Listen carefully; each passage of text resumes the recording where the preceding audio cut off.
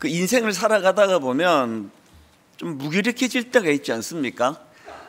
이유가 있어서 무기력해질 때가 있고요, 아무 이유가 없는데 그냥 무기력해질 때가 있습니다.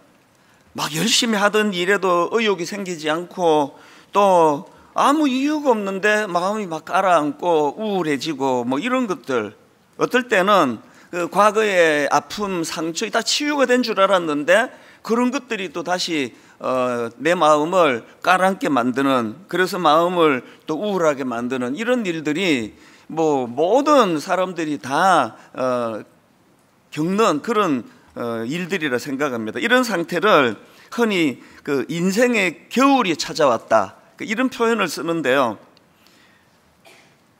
뭐 저와 여러분 삶 가운데 이런 인생의 겨울이 안 일어나기를 바란다. 그거는 제가 잘 쓰는 표현이 있지 않습니까? 서울역에서 기차를 타고 부산역까지 가면서 나는 오늘 터널을 만나지 않기를 원한다, 그렇게 바라는 거랑 같습니다. 그래서 그런 인생의 겨울, 또 우울하고 또 무기력하고 이런 것들이 없어서 그게 복이 아니라 그런 것들이 찾아올 때 대안이 있느냐 하는 거거든요.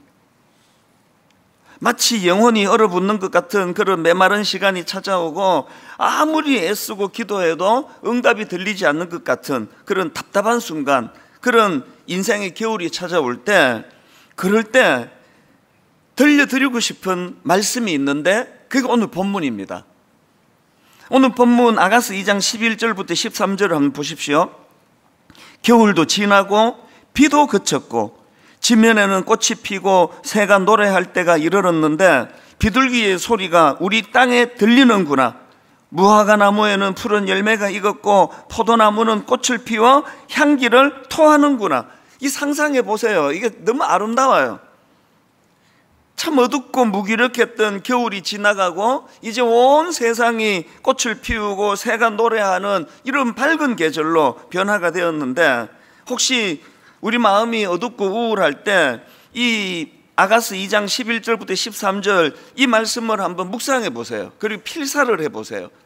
왜 이것이 필요한가 하면은 하나님 앞에서 이제 이 어두운 또 이 겨울의 이 우울한 이런 감정의 문제를 하나님이 주관하시기 때문이에요. 그래서 우리가 이런 말씀을 묵상하고 필사하고 또 하나님께 기도하는 거죠. 하나님, 제 삶에도 이런 변화를 허락해 주시기 원합니다. 겨울이 지나고 비가 그치듯이 제 인생에도 새로운 계절이 일어나도록 함께해 주시기 원합니다. 꽃이 피고 새가 노래하듯 제 삶에도 회복이 일어나기를 원합니다. 아무런 대응이 없는 그런 인생하고 그래도 이렇게 붙잡고 기도하고 묵상하고 또 노래할 찬양이 있는 인생하고 그 차이가 좀 있을 거 아니겠습니까? 왜 우리가 이렇게 우울할 때, 무기력할 때 그거를 방치하지 않고 하나님께 찬양하고 말씀 묵상하고 기도해야 되느냐 하면, 이 아름다운 계절을 여시는 분이 바로 우리의 신랑 되시는 주님이시기 때문입니다. 아가서 2장 10절에 보니까 나의 사랑하는 자가 내게 말하여 이르기를 나의 사랑, 내 의협본 자야, 일어나서 함께 가자. 일어나서 함께 가자. 저는 이 말씀이 너무 좋습니다. 신랑 되신 예수님께서 인생의 겨울을 맞아 무기력한 상태에 빠져 있는 저와 여러분을 이렇게 세워주시고 새로운 활력, 새로운 생명, 새로운 사랑, 이런 것들로 주님이 인도해 주신다. 이 소망을 가지고 이런 말씀들을 우리가 묵상해 나가자는 겁니다. 근데 여기서 기억할 게 하나 있는데요, 이렇게 긴 겨울의 무기력함을 떨쳐내고 또 인생의 새로운 봄, 또 새로운 소망, 새로운 꿈, 이런 것들을 향해 나가기 위해서 우리가 해야 될 일이 있다는 것입니다. 가만히 있다고 감이 저절로 떨어지지 않습니다.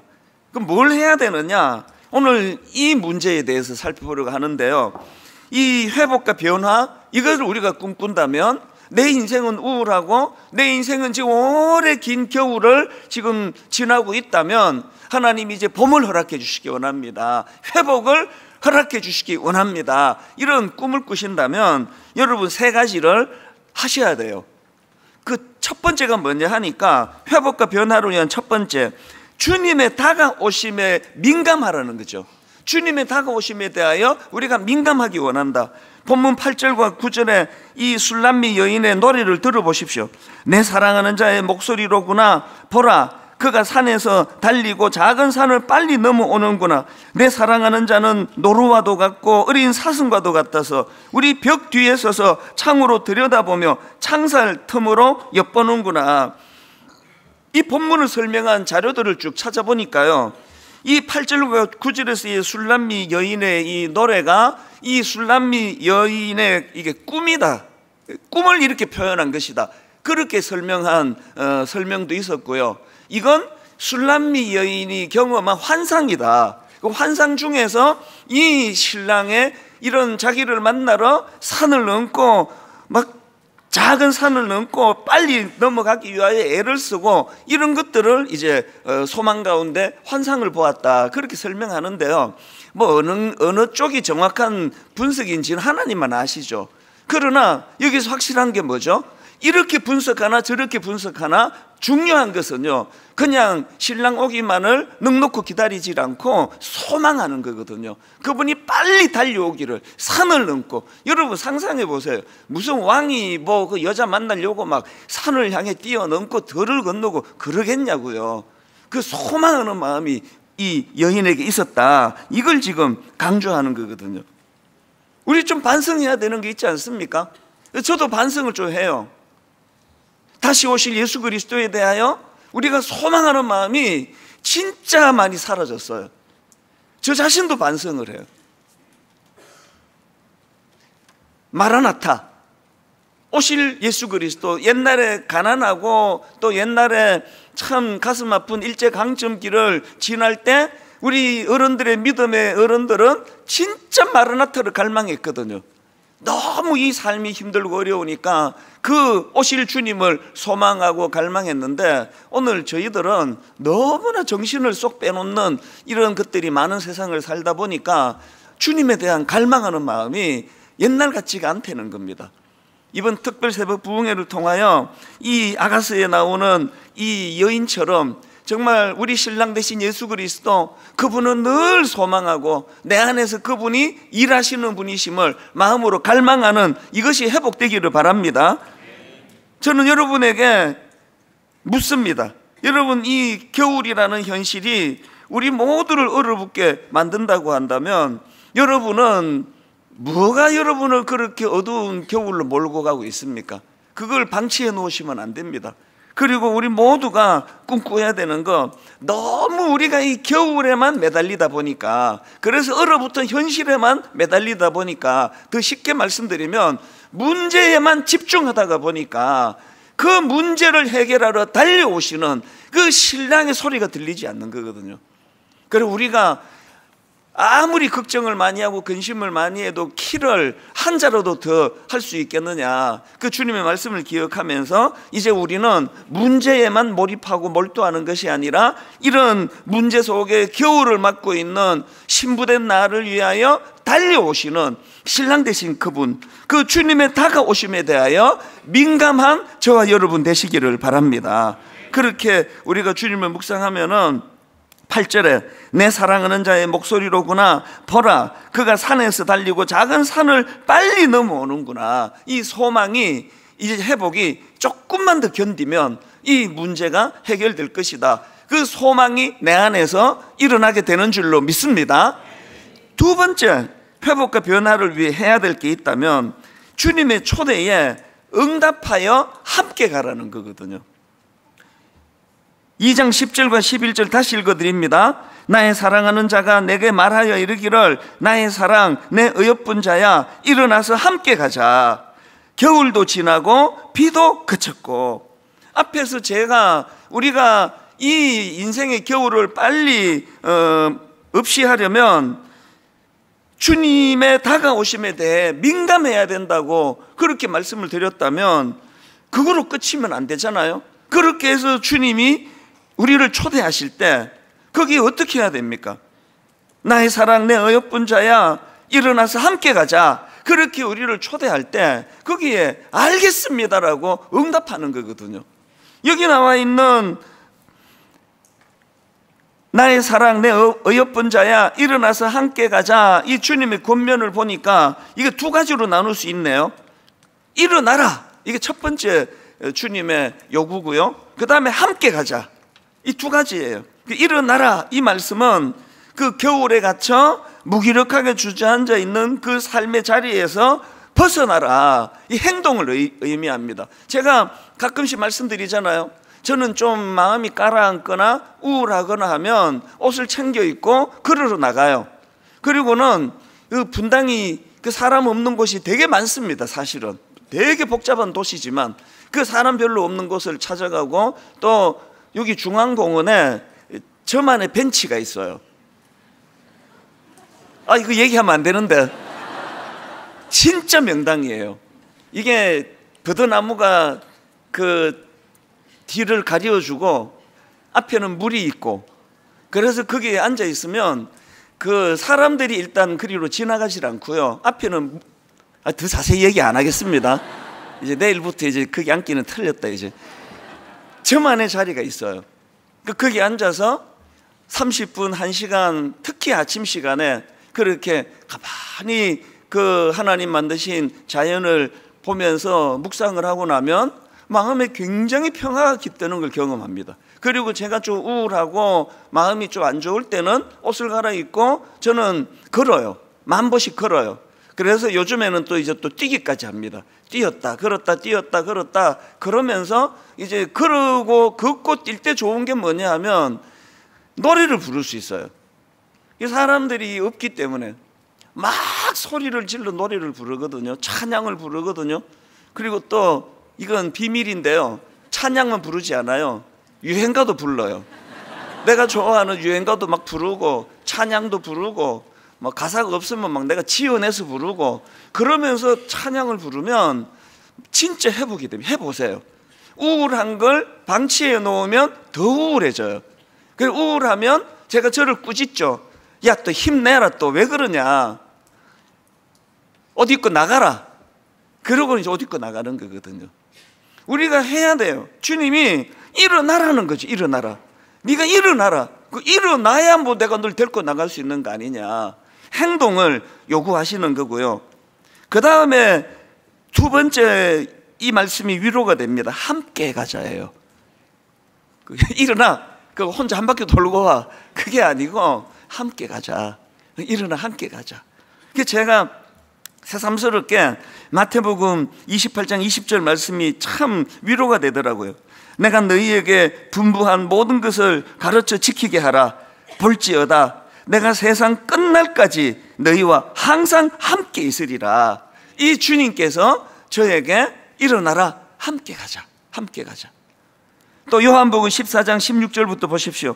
내가 아버지께 구하겠으니 그가 또 다른 보혜사를 너희에게 주사 영원토록 너희와 함께 있게 하리니 그는 진리의 영이라 세상은 능히 그를 받지 못하나니 이는 그를 보지도 못하고 알지도 못함이라. 그러나 너희는 그를 아나니 그는 너희와 함께 거하시며 또 너희 속에 계시겠습니다. 18절 같이 읽습니다. 시작. 내가 너희를 고아와 같이 버려두지 아니하고 너희에게로 오리라. 한 번 더 있습니다. 내가 너희를 고아와 같이 버려두지 아니하고 너희에게로 오리라.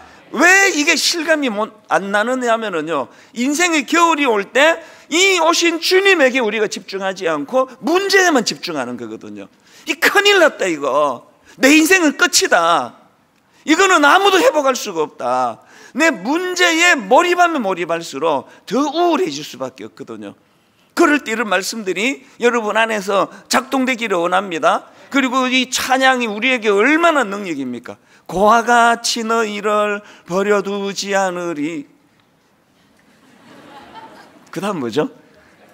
고와 같이 너희를 버려두지 않으리. 내가 너희를 영원히 함께하리라. 내친김 해버리시죠. 성령 성령이 오셨네. 내 주에 보내신 성령이 오셨네. 우리 인생 가운데 친히 찾아오셔서 그 나라. 내가 너무 높다 그랬잖아요. 이게 D가 점점 높아지니까 이런 찬양이요, 이게 얼마나 능력인지 모릅니다. 그래서 주님께서 일어나라, 그리고 나와 함께 가자, 그렇게 우리를 촉구해 주실 때 거기에 우리가 반응하는 것, 이것이 중요하고요. 그런가 하면 세 번째로 오늘 좀 강조를 두고 설명할 게 세 번째인데요, 이 회복과 변화를 위해 세 번째, 포도원을 허물려는 작은 여우를 잡아라. 이게 15절에 나오는 말씀입니다. 포도원을 허무는 작은 여우를 잡아라. 15절, 우리를 위하여 여우 곧 포도원을 허는 작은 여우를 잡아라. 우리의 포도원에 꽃을 피웠습니다. 우리가 주님의 초대에 응답하여 함께 가기 시작하면 주님은 우리 삶에 그 포도원에 꽃이 피고 향기가 나도록 해주세요. 그래서 그 은혜를 우리가 누리는데 문제가 뭡니까? 여러분, 은혜를 받으면 문제가 뭐죠? 그 고등학교 때 수련회 가서 눈물 콧물 다 쏟고 엄청난 은혜를 받고 나면 문제가 뭐죠? 그 수련회 가서 은혜를 받아본 적이 없으십니까? 고등학교 때 받은 은혜가 이제 쭉 되시는 겁니까? 은혜를 받고 문제가 뭐냐 하면 우리는 그거를 간직할 힘이 없다는 거예요. 제가 청소년 사갈 때 어떤 애는요, 자기 수련회 안 가겠다고, 목사님. 수련회 가서 은혜 받으면 뭐합니까? 일주일만 되면 다 쏟아버리는데, 그래서 안 가겠다 그래가지고 그날 나한테 두들겨 맞았잖아요. 아마 폭력 이런 게 아니라 등짝을 제가 때리면서 너 정신 차려라. 금방 밥 먹고 몇 시간 지나면 배 꺼지는데 밥은 왜 먹니? 이거 주옥 같지 않습니까? 그 은혜 받고 뭐 금방 또 쏟는 거, 그것 때문에 은혜 받는 걸 포기하는 그런 소리를 하냐 네가? 그 아이의 고뇌가 저는 이해가 되기는 해요. 여러분, 그 겨울을 맞고 있는 우리를 찾아주시고 일어나라, 내가 함께 하자, 손을 잡아주는 그 은혜로 말미암아 봄이 왔단 말이죠. 꽃이 핀단 말이죠. 회복이 된단 말이죠. 근데 금방 그것들이 다 무너지는 이유는 세 번째 조언을 방심해서 그래요. 여우가 있다는 거예요. 겨우 주님이 내 마음에 겨울을 정리해 주시고 꽃을 피워 주셨는데 그거를 허무는 여우가 있다는 거죠. 15절을 다시 보십시오. 우리를 위하여 여우 곧 포도원을 허는 작은 여우를 잡아라. 우리의 포도원에 꽃이 피었습니다. 꽃이 피지 않은 상태면은 여우도 없습니다. 여러분이 은혜 안 받잖아요. 사단이 건들지도 않아요. 뭐하러 건듭니까? 저 질이 멸렬할 저런 사람들을. 은혜를 받으려고 애쓰는 거기에 여우가 활동을 하거든요. 근데 여기에 문제가 뭐죠? 작은 여우예요. 이게 치명적입니다. 크고 사나운 짐승이 우리를 공격한다면 대비 다 해요. 여러분, 마귀가 우리에게 골리앗으로 찾아오면요, 저 대비 다 해요. 거기 잘 안 넘어집니다. 들릴라로 오는 걸 어떡합니까? 가장 매력적으로, 가장 우리 마음을 끌게 하는 것으로, 그리고 또 가장 사소한 것으로.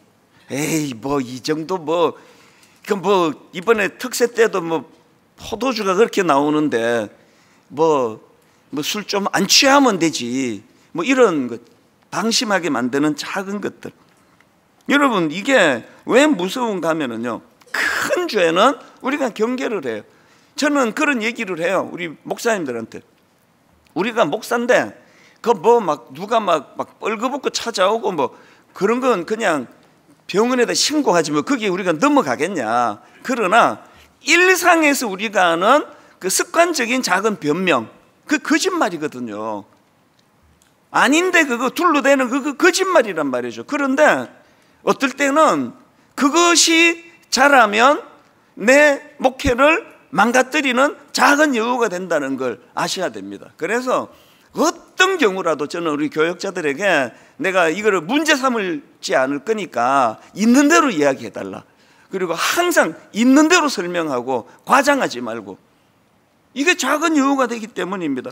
둘러대기 좋아하는 분들 우리 성도님 중에도 계시잖아요. 그거 고치셔야 됩니다.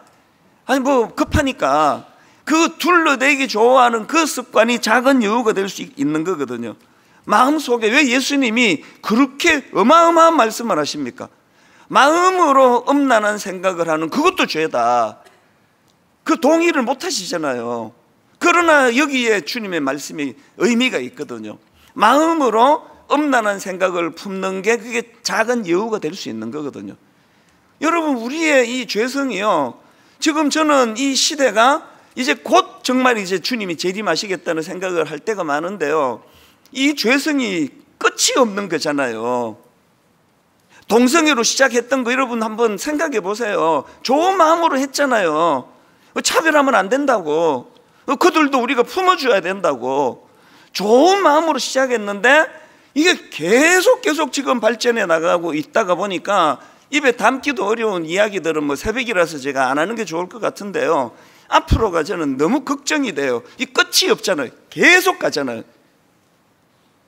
담배, 코로나 이전에는요, 여기 그 AK 플라자 앞에 담배 피는 거기서만 담배를 폈어요. 그리고 뭐 거기를 벗어나갖고 담배를 핀다는 건 있을 수가 없는 일이었거든요. 코로나 때 거기서 담배를 피지 않아도 다 마스크 쓰고 다니니까 조금씩 범위가 벗어나더라고요. 그러더니 그래서 저 드림센터에서 이제 그 식사하러 가려고 하다 보면 그 좁은 골목이 나오는데 어떤 대학생처럼 보이는 그 남자 한 4명이 그 지나가는 입구에서 담배를 피는 걸 내가 야단을 쳤거든요. 사람이 이렇게 다니는데 담배를 피느냐고. 진짜 야단을 쳤어요. 생각 좀 해보라고 막 야단을 치니까 너무너무 당황하면서 막 죄송하다고 그러고 4명이 다 다행히 덤비질 않아가지고 너무 감사하게 생각합니다. 그 주에 눈티가 밤티가 돼가지고 설교할 뻔했는데 그래도 너무 타당하다 싶으니까 지금요 무슨 소리예요. 뭐 입구에서 담배를 피우기 점점 확산이 돼서 이제는 걸어다니면서 이제 담배를 피는 그 지경까지 지금 계속 발전해 가고 있거든요. 간접호흡이 더 건강에 나쁘다는데 어쩔겨. 저는 걷는 거를 좋아하니까 그 담배 냄새를 너무 많이 맡아요 요새. 그 어느 지점에서 정해놓은 거기서만 담배를 피는 무슨 약속처럼 그렇게 진행하던 이게 허물어지니까 이게 점점 발전해 나가는 거거든요. 이게 지금 성경이 강조하는 작은 여우예요. 여러분 내면에 그 작은 여우 한 마리를 방치하면 그게 날 잡아먹는 괴물이 될 수 있다. 그래서 어떤 음란한 생각을 뭐 속으로 품는데 뭐 그게 반드시 행동으로 연결된다는 걸 주님은 아시기 때문에 그 씨앗을 네가 제거해야 된다. 그 말씀의 의미 아니겠습니까?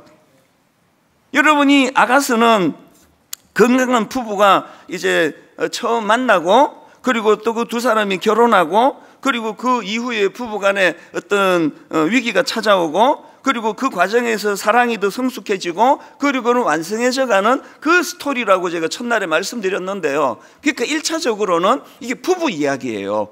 그 에덴 동산에서 아담과 하와가 벗었어도 부끄러워하지 않은, 그러면서 내 뼈 중에 뼈요 살 중에 살이라고 그렇게 사랑을 고백했던 그 원초적인 하나님의 은혜를 경험했던 그 시절의 부부로 우리가 돌아가기를 갈망하는 마음으로 이번 특세를 참석해야 되고요. 그런가 하면은 이제 우리 모두가 주님 앞에 신부예요. 신랑 대신 주님 앞에 어떻게 하면 더 순수하게, 어떻게 하면 더 술람미 여인처럼 뜨겁게 주님을 사랑할 수 있을 것인가. 그러면 우리 안에 작은 여우는 두 갈래로 점검해 볼 수 있는 거 아닙니까? 먼저 부부간에 한번 보시라고요. 그 존 가트맨 박사라고요, 세계적인 부부 그 치료 전문가예요. 이 존 가트맨 박사가요 수십 년간의 연구를 통해 가지고 부부 관계를 파탄으로 이끄는 4가지 치명적인 거, 이거를 이제 연구를 한 걸 제가 봤는데요. 부부 관계를 파탄으로 이끄는 치명적인 의사소통 방식 첫 번째가 비난이래요. 비난. 여기서 중요한 거는 그 사람의 어떤 행동에 대한 비난이라기보다는 그 사람의 인격과 성품 자체를 비난하는 거예요. 당신 왜 항상 이 모양이야? 당신 뭐 집구석은 맨날 이런 거 아니야? 이런 비난이 부부 관계를 깨트리는 소통 방식의 1위예요, 1위. 당신 엄마는 말이야. 그 제가 할 수 있는 대로 제가 이혼 숙녀 뭐 이런 얘기는 안 하려고 제가 애를 많이 쓰는데요. 막 진짜 애를 많이 쓰는데요. 그 프로를 보면 하여튼 공통점이 비난이 많아요. 그리고 옛날에는 당신 때문에 이렇게 비난을 했는데 요즘에 그 프로에 나오는 사람 제가 본 99.9%는 네가예요. 네가 그런 거 아니야. 그리고 네 엄마가 그 뭐 여자분이나 남자분이나 똑같아. 네 엄마 때문에 나 이렇게 된 거 아니냐. 이게 부부를 파탄으로 이끄는 의사소통 1위라는 겁니다. 두 번째가 방어하는 거. 그 상대방의 불만을 늘 이제 변명으로 그리고 그거를 책임 전가 아시죠? 대받아치는 거. 이거 니는 사돈 낱말 안 해? 이거 방어하는 거. 그래서 누가 상대방이 어떤 문제를 이제 지적을 하면 그거를 일단 나한테 좀 그런 점이 있나? 수용하고 대화하는 거하고 바로 대받아 니나 잘해라. 니는 어떻게 하는지 모르지. 이런 그 방어가 부부 관계를 깨트리는 위험한 요소라. 그러고 세 번째가 경멸이랍니다. 경멸이 뭔가 보니까요, 그 비꼬는 거, 조롱하는 거, 무시하는 몸짓, 이런 것들이 경멸이래요. 그러니까 경멸의 특징은 상대를 자기보다 아래로 여기는 태도. 그래서 존 가트맨 박사는 이 경멸이 관계에서 가장 치명적인 독이다. 아까 비난이 1위라 했더니 아니네요. 이게 경멸이 1위네요. 이 박사님이 전문가니까. 여러분, 제가 화요일 날 말씀드렸던가요? 어제 말씀드렸던가요? 부부는요, 감사로 시작하는 거예요. 어떻게 나 같은 걸 선택해 줬냐고. 너무 내가 당신한테 고맙다고. 내가 이 빚을 평생 갚아 나가겠다고. 이건 제 신혼 때 고백이었거든요. 항상 저는 감사했어요. 제가 그 당시로 말하면 결혼이 좀 늦어졌기, 지금으로 말하면 뭐 결혼이 늦다고 말할 수도 없죠.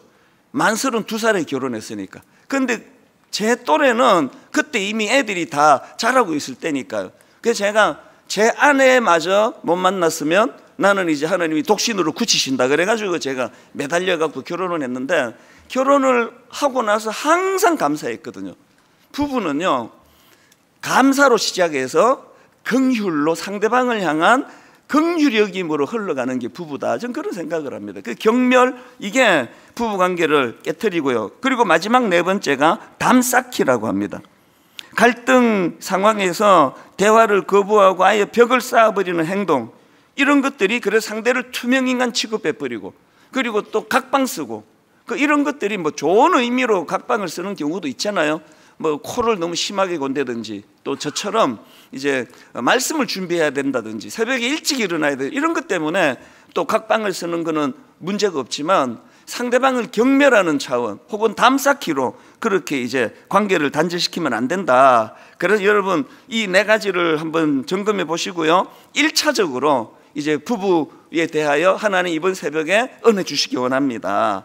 최근에 그 사회 심리학에서 논의되고 있는 개념 중에 미세 공격 개념이라는 게 있답니다. 미세 공격 개념이 뭔가 하니까 이 일상 속에서 그 무의식적으로 혹은 의도적으로 행해지는 미묘한 무시하는 태도, 이게 미세 공격 개념입니다. 예를 한번 들어볼게요. 해당되면 고치셔야 됩니다. 지금 뭔가 상대방이 중요한 이야기를 하는데 그 휴대폰을 들여다보는 행동, 이게 미세 공격 개념이래요. 또 상대방의 의견을 무시하고 자기 말만 하는 이 습관이 된 게 있어요. 누가 아내가 얘기하면 시끄럽다, 조용히 해라, 뭘 한다고 그런 소리 하고 있냐, 이런 것들. 혹은 그 상대방의 그 성과를 깎아내리는 거. 회사 갔다 와가지고 막 기분 좋아가지고 남편이 여보 내가 막 이번에 회사에서 이런 일을 했어요. 그래, 아이고 뭐 그 정도 일 못하는 데서 누가 하냐고, 밥이나 먹으라고. 이런 게 이게 미세 공격. 내가 너무 실감나게 해가지고 또 그 의심받을 수 있게 됐네. 예. 이런 것들이 다 작은 여우라는 겁니다.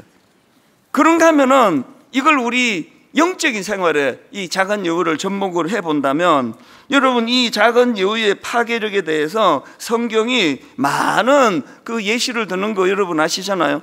그 중에 한 가지가 누룩이에요. 누룩, 죄의 누룩. 마태복음 16장 6절입니다. 예수께서 이르시되 삼가 바리새인과 사두개인들의 누룩을 주의하라. 바울도 고린도전서 5장 6절 너희가 자랑하는 것이 옳지 아니하도다. 적은 누룩이 온 덩어리에 퍼지는 것을 알지 못하느냐. 이 누룩의 특징이요, 적은 양으로 반죽을 부풀게 하는 거 아닙니까? 앞에서 다 설명드렸습니다. 여러분 안에 약점이 있잖아요. 여러분 안에 검은 게 있잖아요. 검어서 아름답기 위해서는 내 약점이 주님 손에 붙들려야 되는 거거든요.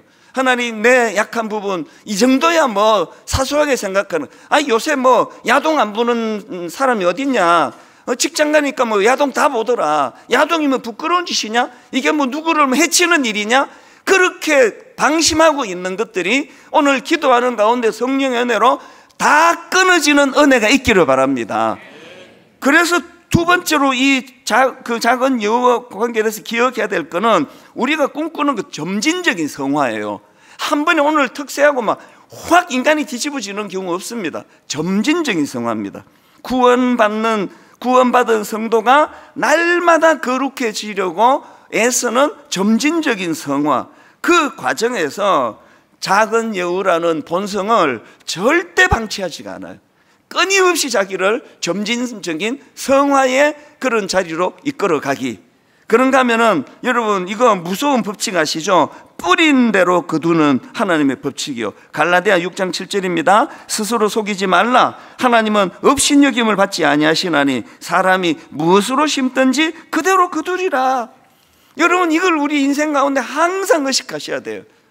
오늘은 내가 비록 분노의 씨앗을 뿌렸지만 내가 내일은 이거 절대로 내 씨앗 내가 뿌리지 않겠다. 내일은 용서의 씨앗을 뿌리겠다. 내일은 하나님 앞에 더 풍성히 사랑하는 씨앗을 뿌리겠다. 그래서 심은 대로 거두게 되리라. 이제 제가 한 가지만 더 말씀을 드리고 이제 말씀을 정리하려고 하는데요, 여기 11절을 한번 보십시오. 겨울도 지나고 비도 그쳤고. 제가 이 말씀을 보면서 그 전도서, 잠언, 또 아가서 이런 데서 공통적으로 우리에게 들려주시는 메시지가 있다면 때가 있다는 거예요. 때가. 그 제가 어떤 그 신혼 부부가 좀 갈등이 생기고 결혼해 보니까 성격이 너무 안 맞고, 그래서 목사님 어떻게 하면 좋겠습니까? 그렇게 상담을 청하면 저는 이렇게 말해줘요. 그건 견디는 거다. 해결할 수 없다. 상대방이 당신하고 기질이 다르게 태어났는데 애써서 그건 고쳐지지 않는다. 그거는 그 과정을 견뎌내는 거다. 신혼 때에 그 불편한 걸 견뎌내고 참아 나가다 보면 어느 단계에서 하나님께서 너무나 아름답게 조화를 만들어가 주신다. 인생의 겨울을 지나고 계시는 성도님 계시면 그때는 견뎌낼 때입니다. 하나님이 기다리고 있는 하나님의 때가 있습니다. 그 겨울을 거치면서 하나님이 다듬어 주시는 의도가 계시다는 걸 기억하고 그렇게 견뎌나가면서, 그러나 그 중에서도 항상 주님을 묵상하고 또 주님을 갈망하면서 그렇게 나아가는 여러분 되시기를 바랍니다. 아가서 2장 10절부터 13절 한 번만 더 읽어드리고 말씀을 마무리하겠습니다. 나의 사랑하는 자가 내게 말하여 이르기를 나의 사랑 내 어여쁜 자야 일어나서 함께 가자. 겨울도 지나고 비도 그쳤고 지면에는 꽃이 피고 새가 노래할 때가 이르렀는데 비둘기의 소리가 우리 땅에 들리는구나. 무화과나무에는 푸른 열매가 익었고 포도나무는 꽃을 피워 향기를 통하는구나. 나의 사랑 나의 어여쁜 자야 일어나서 함께 가자. 여러분, 지난 화요일날 살펴본 것처럼 내가 비록 검으나 아름다우니 우리 삶이요, 우리의 약점이 교정되고 내 약점이 장점으로 바뀌어서 검은 게 희져서 아름다운 게 아니에요. 내가 비록 검은, 내가 비록 약점이 많은, 내가 비록 너무너무 허물이 많은 인생이랄지라도 우리의 아름다움은 신랑 되신 그분이 우리와 함께 하시는 것, 여기에 메시지가 담겨 있다. 이 말씀을 기억하시면서 우리 요즘에 계속 부르는 찬양인데요, 나의 사랑 너는 의협보고 참 귀하다. 오늘 특별히 찬양 부르실 동안에 주님 앞에 신부된 나 자신을 아무것도 없는 외모나 드러낼 게 별로 없는 그런 농사 지어가지고 얼굴이 거무틱틱한 이 술람미 여인을 이유 없이 왕이 사랑해 준 것처럼, 하나님, 주님 앞에 저는 그런 존재로서 너무너무 행복합니다. 우리는 마음을 가지고 함께 이 찬양 불러보시겠습니다. 나의 사랑 너는 의협보고 참 귀하다. 너는 어여쁘고 참 귀하다. 어느 보석보다 귀하다. 보석보다 귀하다. 내가 사랑스럽지 않을 때 너를 온전히 사랑하고 너와 함께하려 내가 왔노라. 주의 사랑, 이 사랑은 결코 변치 않아. 모든 계절, 풀은 마르고 꽃은 시드나 주의 말씀은 신실해. 실수가 없으신 주만 바라라. 주님의 나라와 뜻이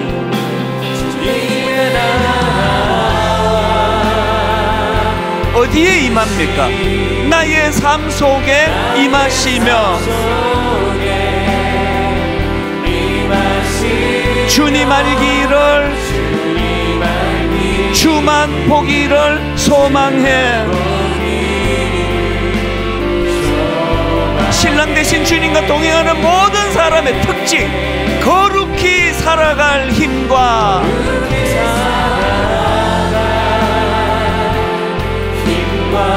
두려움 없는 믿음 주신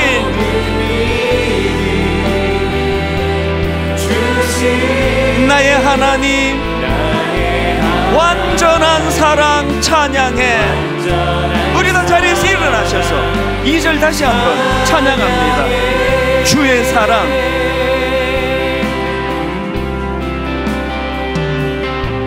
주의 사랑, 이 사랑은 결코 변치 않아. 모든 계절 돌보시네.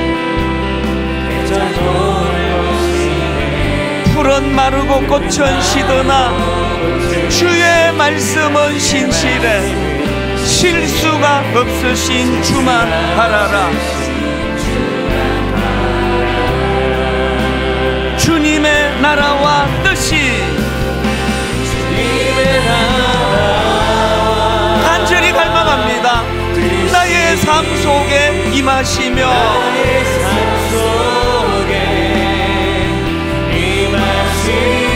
주님 알기를,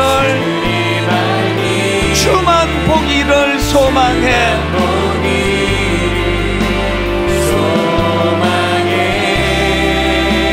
마음으로 갈망합니다. 거룩히 살아갈 힘과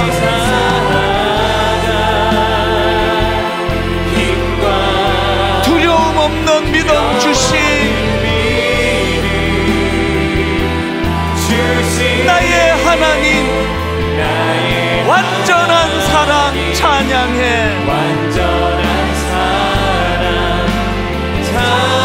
찬양하리 만군의 주.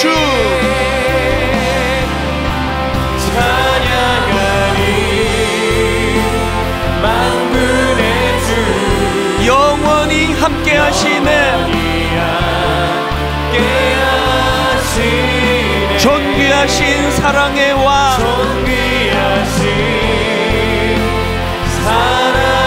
영원히 통치하시네.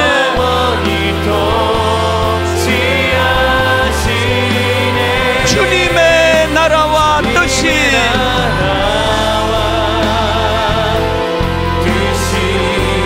나의 삶 속에 임하시며 내 영혼이 주님을 갈망하며 내 영혼이 주님 앞에 간절히 노래합니다.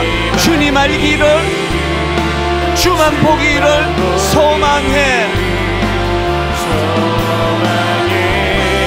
하나님 이 새벽에 거룩히 살아갈 힘과 하나님 저는 두려움이 많습니다. 두려움 없는 믿음 주신 나의 하나님 완전한 사랑 찬양해. 내가 믿고 또 의지하며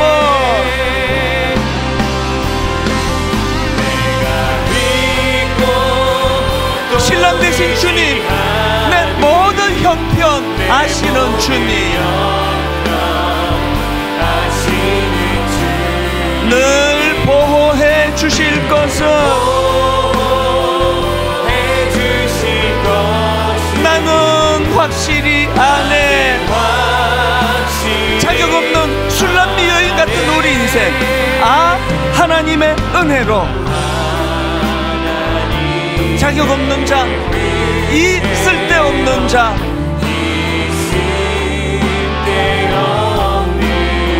왜 구속하여 주는지 난 알 수 없도다.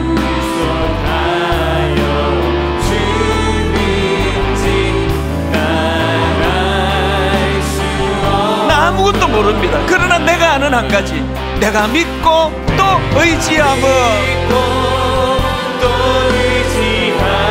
내가 아는 한 가지, 내 모든 형편 아시는 주님, 내가 아는 한 가지, 늘 보호해 주실 것은 나는 확실히 아네. 우리 1절 한 번 더. 하나님 이것이 내 인생의 간증이 되고 고백이 되기를 원합니다. 하나님의 은혜로 이 쓸데없는 자, 왜 구속하여 주는지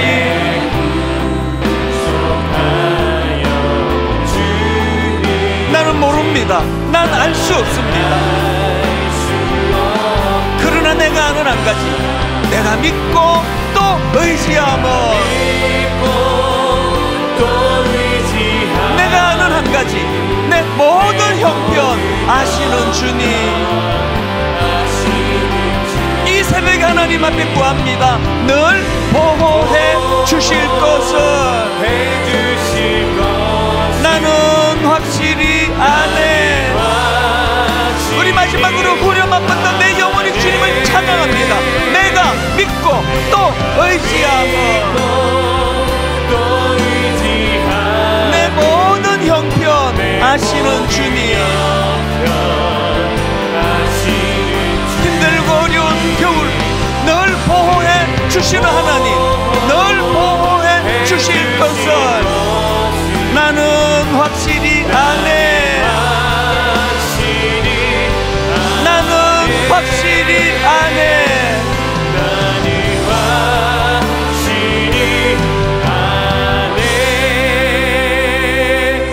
특세 기간 중에 가장 피곤한 날이 목요일이에요. 하나님 이 시간 저는 사실 너무 피곤합니다. 힘이 잘 안 납니다. 하나님 앞에 기도하고 찬양하는 것은 물 흘러가듯이 감정에 맡기는 게 아니에요. 육신을 쳐서 복종하는 거예요. 오늘 한번 여러분 애를 한번 써보세요. 의도적으로 소리 한번 질러보세요. 의도적으로 하나님 한번 붙들어 보세요. 하나님 가장 피곤한 목요일 새벽에 가장 큰 은혜를 내가 갈망합니다. 하나님 정직하게 고백합니다. 아내도 모르고 남편도 모르고 자식도 모르고 부모도 모르는 내 마음 안에 작은 여우가 있습니다. 저는 압니다. 하나님이 작은 여우를 오늘 방치하지 않게 놓으라고 결단하고 선언하는 새벽이 되기를 원합니다. 하나님 이제 내 인생의 겨울이 끝나기를 원합니다. 하나님 오늘도 주님을 갈망하는 마음 주시고 사랑하는 우리를 불러주시는 그 주님을 기억하면서 일어나라 나와 함께 가자 이 꿈을 꾸며 기도하는데 애를 쓰시기 원합니다. 오늘 큰 소리로 한번 저를 따라 선포하고 주님 이름 3번 부르고 피곤한 육신을 쳐서 그 육신을 뛰어넘는 하나님을 갈망하는 마음으로 기도하는 시간 되기를 원합니다. 주여 은혜를 주옵소서. 주여 은혜를 주옵소서. 주여 주여 은혜를 주옵소서. 주여 은혜를 주옵소서. 주여 은혜를 주옵소서. 주여 은혜를 주옵소서. 주여 기도의 문을 열어 주옵소서. 주여 기도의 문을 열어 주옵소서. 주여 기도의 문을 열어 주옵소서. 주여 기도의 문을 열어 주옵소서. 우리 큰 소리로 주님 세 번 불러 주님 앞에 기도합니다. 주여